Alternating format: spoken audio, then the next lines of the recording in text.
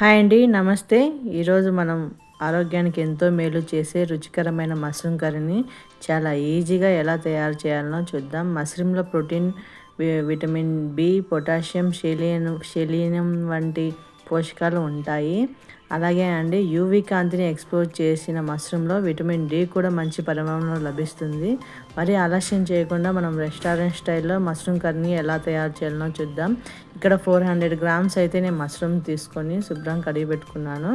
Mushroom పైన ఉన్న లేయర్ను ఇలా అయితే మనం తీసేసుకోవాలి.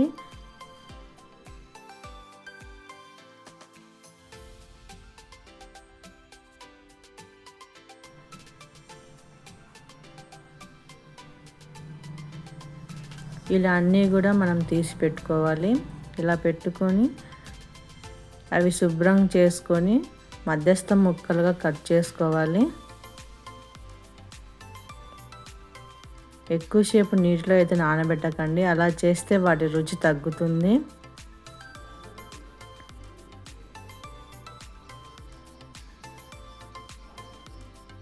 ఇలా అన్ని ముక్కలుగా మనం అయితే కట్ చేసి పెట్టుకుందాం.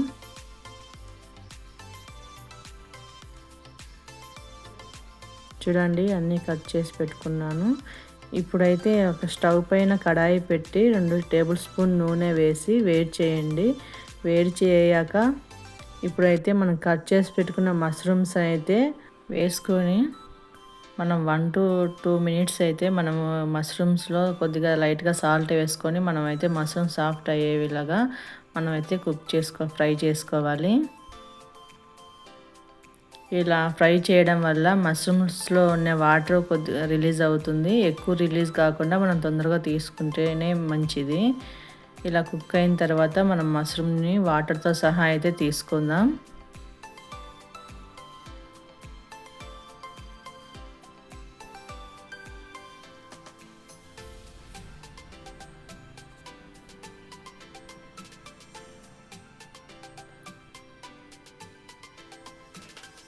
ఇప్పుడు కడాయిలో 2 table spoon 3 table spoon oil వేసి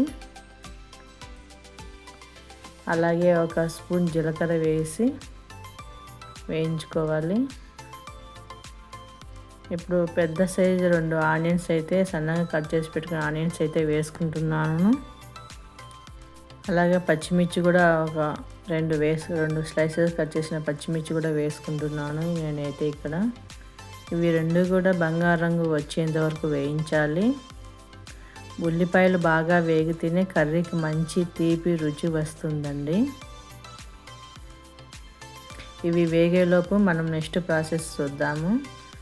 ఇప్పుడు మిక్సీ జార్ తీసుకొని అందులో బాగా పండిన 2 టమాటాలు, పెద్ద సైజు టమాటాలు తీసుకొని అందులో ఒక 10-12 వచ్చేసి జీడిపప్పులు అయితే తీసుకోవాలి. ఇవి 2 కూడా మనం గ్రైండ్ చేసి పెట్టుకోవాలి పేస్ట్.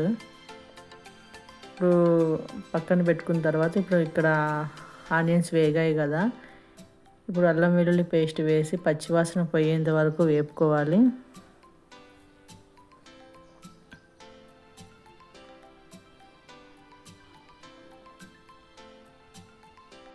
ఇలా వేగిన తర్వాత మనం ముందుగా అయితే పేస్ట్ చేసి పెట్టిన టమాటా ప్యూరీని వేసుకోవాలి. వేసుకొని ఒకసారి కలుపుకోవాలండి.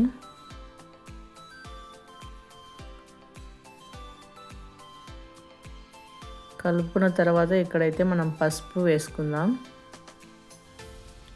అలాగే కారం,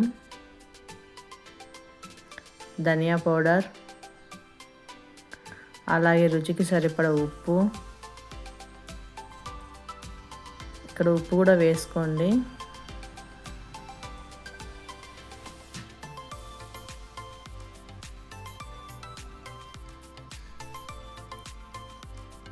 ఒక నిమిషం పాటు వేయించండి. ఇవన్నీ వేసిన తర్వాత కొత్తగా చూసేవాళ్ళు మన ఛానల్ని సబ్స్క్రైబ్ చేసుకోండి.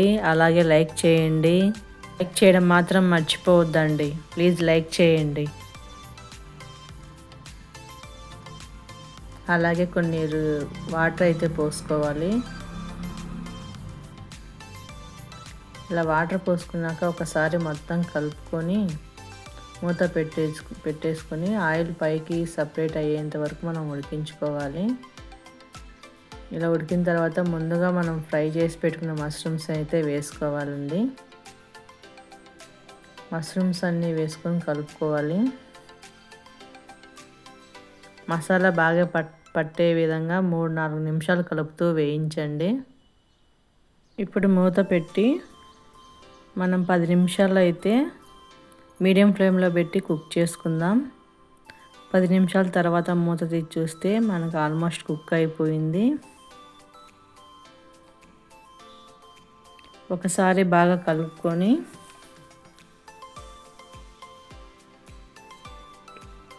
ఇప్పుడైతే 1/2 టీ స్పూన్ గరం మసాలా అయితే వేసుకోవాలండి.